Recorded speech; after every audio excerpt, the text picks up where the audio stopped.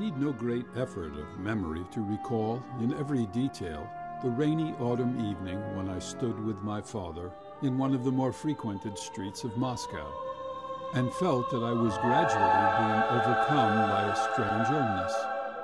I had no pain at all, but my legs were giving way under me. The words struck in my throat, my head slipped weakly on one side. It seemed as though, in a moment, I must fall down and lose consciousness. If I had been taken into the hospital at that minute, the doctors would have to write over my bed, "Famous," a disease which is not in the manuals of medicine. Beside me on the pavement stood my father in a shabby summer overcoat and serge cap, from which a bit of white wadding was sticking out. On his feet he had big heavy galoshes, afraid, vain man, that people would see that his feet were bare under his galoshes. He had drawn the tops of some old boots up round the calves of his legs. This poor, foolish, queer creature, whom I loved the more warmly the more ragged and dirty his smart summer overcoat became, had come to Moscow 5 months before to look for a job as copy clerk.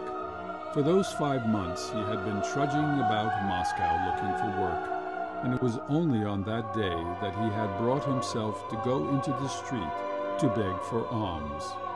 Before us was a big house of 3 stories, adorned with a blue signboard with the words "Restaurant" on it. My head was drooping feebly backward and to one side, and I could not help looking upward at the lighted window of the restaurant.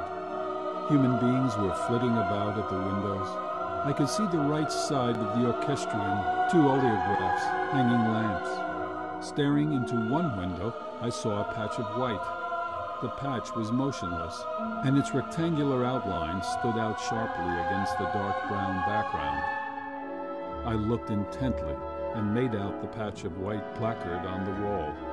Something was written on it, but what it was I could not see. For half an hour I kept my eyes on the placard. Its white attracted my eyes, and as it were, hypnotized my brain. I tried to read it, but my efforts were in vain. At last, the strange disease got the upper hand. The rumble of the carriages began to seem like thunder. In the stench of the street, I distinguished 1,000 smells. The restaurant lights and the lamps dazzled my eyes like lightning. My 5 senses were overstrained and sensitive beyond the normal. I began to see what I had not seen before. Oysters, I made out on the placard. A strange word. I had lived in the world 8 years and 3 months, and had never come across that word. What did it mean? Surely it was not the name of the restaurant keeper. But signboards with names on them always hang outside, not on the walls indoors. "Papa, what does oysters mean?" I asked in a husky voice, making an effort to turn my face towards my father. My father did not hear. He was keeping a watch on the movement of the crowd, and following every passer-by with his eyes. From his eyes I saw that he wanted to say something to the passer-by, but the fatal word hung like a heavy weight on his trembling lips, and could not be flung off. He even took a step after one passer-by, and touched him on the sleeve, but when he turned round he said, "I beg your pardon," was overcome with confusion, and staggered back. "Papa, what does oysters mean?" I repeated. "It is an animal that lives in the sea." I instantly pictured to myself this unknown marine animal. I thought it must be something midway between a fish and a crab.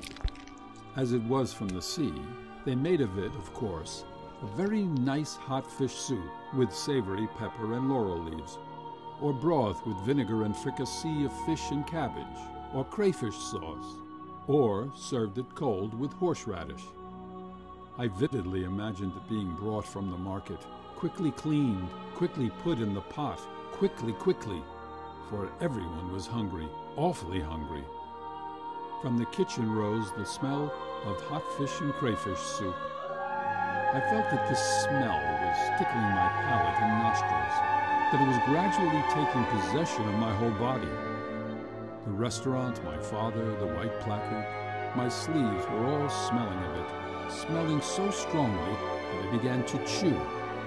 I moved my jaws and swallowed as though I really had a piece of this marine animal in my mouth.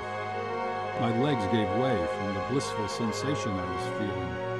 I clutched at my father's arm to keep myself from falling, and leant against his wet summer overcoat. My father was trembling and shivering. He was cold. "Papa, are oysters a Lenten dish?" I asked. "They are eaten alive," he said. "They are in shells like tortoises, but in two halves." The delicious smell instantly left off affecting me, and the illusion vanished. Now I understood it all. "How nasty," I whispered.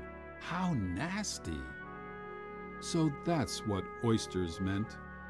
I imagined to myself a creature like a frog sitting in a shell, peeping out from it with big glittering eyes and moving its revolting jaws.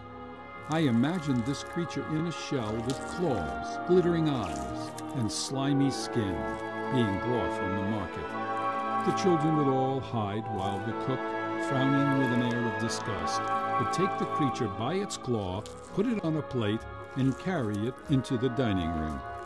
The grown-ups would take it and eat it alive with its eyes, its teeth, its legs, while it squeaked and tried to bite their lips. I frowned, but why did my teeth move as though I were munching? The creature was loathsome, disgusting, terrible. But I ate it greedily, afraid of distinguishing its taste or smell. As soon as I had eaten it, I saw the glittering eyes of a second, a third. I ate them too. At last, I ate the table napkin, the plate, my father's galoshes, the white placard. I ate everything that caught my eye, because I felt that nothing but eating would take away my illness. The oysters had a terrible look in their eyes and were loathsome. I shuddered at the thought of them, but I wanted to eat. "Oysters! Give me some oysters!" was the cry that broke from me, and I stretched out my hand. "Help us, gentlemen!"